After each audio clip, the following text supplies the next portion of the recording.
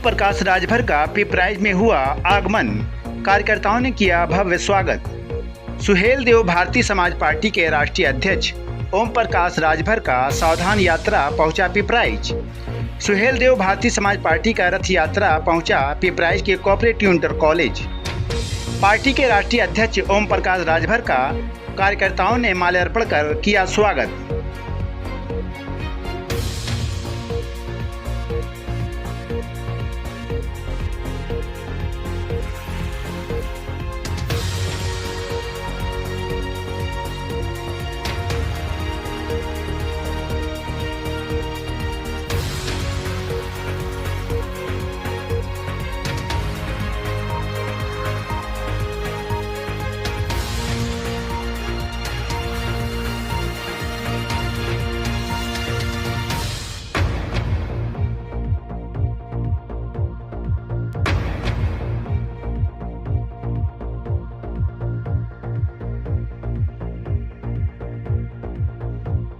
यात्रा में आए कार्यकर्ताओं को संबोधित करते हुए ओम प्रकाश राजभर ने कहा कि देश में सबको मालूम हो गया है कि ओम प्रकाश राजभर बड़ी ताकत बन चुका है। ओपी राजभर ने कहा कि ये पार्टी दबे कुचले सभी वर्गों के अधिकारों की बात करती है। उन्होंने हाईकोर्ट के आदेश का हवाला देते हुए कहा कि राजभर जाति को अनुसूचित जनजाति में शामिल कर दिया जाए, जिसको लेकर सूबे के मुख्यमंत्री योगी आदित्यनाथ से भी मुलाकात कर अवगत करा दिया हूँ, जिस पर मुख्यमंत्री ने मुख्य सचिव से फाइल मांगकर देख भी लिया है। आगे उन्होंने शिक्षा और बिजली व्यवस्था पर प्रहार करते हुए कहा कि सत्ता में आने पर मुफ्त शिक्षा एवं मुफ्त इलाज की सुविधा निश्चित तौर पर हमारी पार्टी दिलाने का कार्य करेगी। उन्होंने सरकार पर निशाना साधते हुए कहा कि उद्योगपतियों का कर्जा माफ हो सकता है तो घरेलू बिजली का बिल क्यों नहीं माफ हो सकता। आगे मीडिया से बात करते हुए उन्होंने कहा कि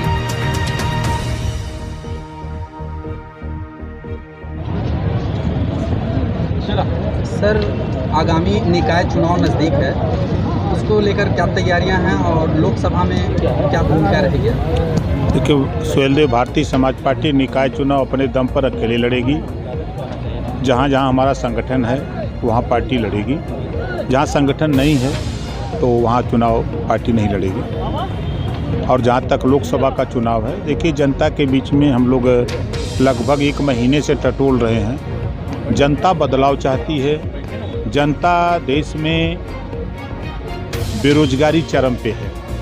आज रोजगार परक शिक्षा देश में कक्षा 4 से लागू करने की बात जब समझाया जा रहा है जनता को कि मोबाइल बनाना, मोटरसाइकिल बनाना, पंखा बनाना, लाउडर बनाना, कैमरा बनाना, इस तरह के 100 विषय बने और एक विषय कक्षा 4 से हर बच्चे को पढ़ना अनिवार्य कर दिया जाए। और 4 साल, 5 साल, 6 साल के बाद जब बच्चा विद्यालय छोड़ेगा तो निश्चित है कि वो हुनर उसके हाथ में होगा। रोजगार में जो बेरोजगारी चरम पे है उसमें थोड़ी गिरावट आएगी। आज प्रदेश में 2 तरह की शिक्षा है। एक तरह शिक्षा हो, समान शिक्षा, अनिवार्य शिक्षा और फ्री शिक्षा। इसके लिए जनता बदलाव चाहती है कि नहीं, ऐसा होना चाहिए। जो व्यवस्था पुरानी उसमें बदलाव होना चाहिए। प्रदेश में जातिवाद जनगणना को लेकर के लोगों का समर्थन व्यापक है। प्रदेश में गरीबों का इलाज फ्री करने के सवाल पे व्यापक समर्थन है। प्रदेश में घरेलू बिजली का बिल आपने अभी देखा होगा। हम 50,000, 1 लाख, 10,000, 2,000, 1,500, 1,000 जितने लोग जुटते हैं उसमें अगर मैं उनसे पूछता हूँ, हाथ उठवा देता हूँ तो 100% लोग इस बात से सहमत है कि काश हमारा भी घरेलू बिजली का बिल माफ़ हो जाता। इसके लिए जनता से काफ़ी समर्थन हम लोगों को मिल रहा है और पार्टी संगठन भी मजबूत हो रहा है। आने वाले दिनों में हम लोग अभी अपनी तैयारी में हैं कि संगठन को मजबूत किया जाएगा। 24 आएगा तो फिर देखा जाएगा।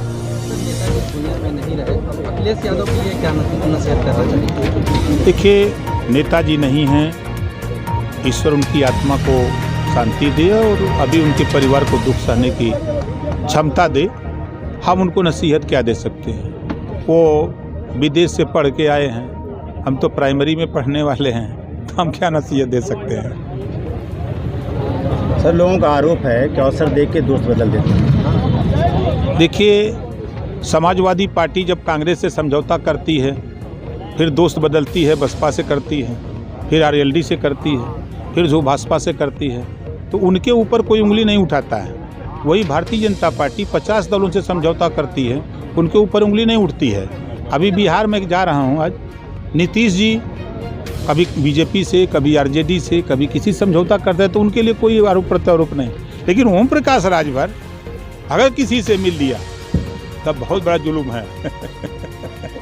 वर्तमान में भाजपा से आपके रिश्ते कैसे हैं? हमारा रिश्ता जैसे आपसे वैसे सबसे है। राजनीतिक रिश्ता कैसा है?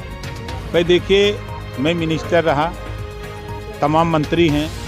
बसपा में जब मैं था तो कुछ मंत्री बसपा में थे उस समय, उनसे संबंध अच्छे हैं, सबसे संबंध अच्छे हैं। सपा से भी संबंध अच्छे हैं, बसपा के भी नेताओं से 14 अच्छे हैं। अभी जनता के बीच में हैं। वही हाल है कि कोकी आवा के सवेरे मोबाइल संजय की। निषाद पार्टी जी, वहाँ तो आप भाजपा ले रही है, फिर आपका उपेक्षा क्यों?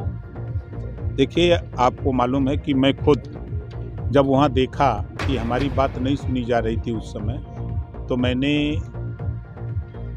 18 महीने में ही मंत्री पद से इस्तीफा दे दिया। शायद उत्तर प्रदेश नहीं देश में दूसरा इतिहास है। बाबा साहब डॉक्टर अम्बेडकर के बाद अगर कोई कैबिनेट मंत्री से इस्तीफा दिया तो ओम प्रकाश राजभर दूसरी बार, बाबा साहब ने पहली बार दिया। हमारा मकसद सत्ता नहीं है, हमारा मकसद है गुलामों को गुलामी का एहसास कराकर उनकी जकड़ी हुई बेड़ी को तोड़ना।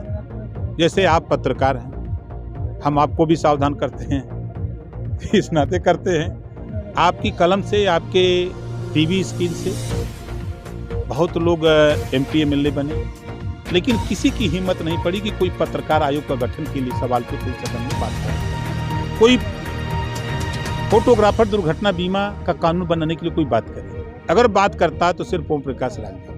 तो अभी मंच पे आपने 2-4 बड़े गंभीर मुद्दे उठाए हैं, ज्वलंत मुद्दे थे, वाद उसके लिए, लेकिन आपने कभी मंच के माध्यम से तो पत्रकारों के लिए कुछ भी नहीं किया, जबकि पत्रकार सबके लिए कुछ करता है। मैं सदन में अपना खर्च करके सबकी बात को सदन तक, समाज तक पहुंचाता। मैं 2 बार सदन में विधानसभा के अंदर इस बात को उठाया हूँ। पहला नेता ओम प्रकाश राजभर है जो पुलिस के मामले को लेके, पत्रकार के मामले को, तमाम मामलों को लेके पहली बार विधानसभा के अंदर। हम अगर यहाँ गोरखपुर पिपराइच में बोलें तो कोई नहीं सुनेगा, लेकिन विधानसभा बोलें तो वहाँ लोग सुनते हैं। और बड़े बड़े मंचों पर हम हमेशा, चाहे प्रेस वार्ता करते हैं तब भी, मंच पे जाते हैं तब भी, हम जब भी हमारे धुन पे चढ़ गया हम शुरू कर देते हैं। निषाद पार्टी में और आपके पार्टी में क्या डिफरेंस है? वो देखिए एक कम्युनिटी नहीं, देखिए वो एक निषाद कम्युनिटी के लिए लड़ते हैं।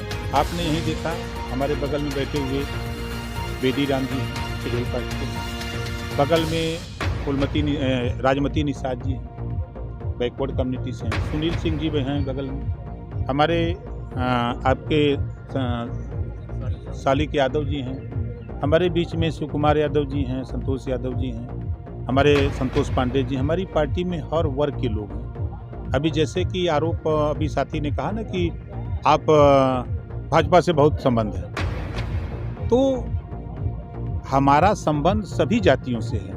हमने, जैसे आपने कहा अभी कि साधुवाद दिया, एक समान शिक्षा होगी तो खाली एक जाति के लिए होगी, घरेलू बिजली माफ होगा तो एक जाति के लिए होगा, गरीबों का इलाज फ्री में होगा तो एक जाति के लिए होगा, जातिवाद जनगणना होगी तो एक जाति के लिए होगी।